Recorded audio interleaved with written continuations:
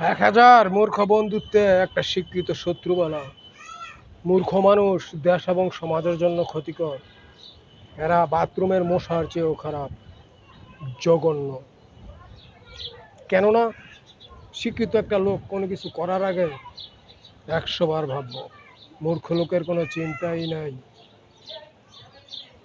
মনে করেন একটা মূর্খ লোকের লগে আপনার কথা কাটাকাটি নেই, সে কথার মাঝখানে আপনাকে বকা মাইরা বইব, কিংবা দেখা গেছে হাত লাড়বো।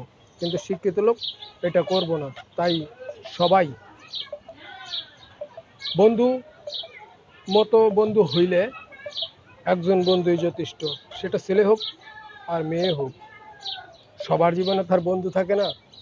সবাইকে সচেতন করা দেশের সন্তান হিসাবে সবারই দরকার। আসুন আমরা সবাই মিলে দেশকে এবং দেশের মানুষকে বাঁচাই এবং দেশের অপচয় রোধ করি।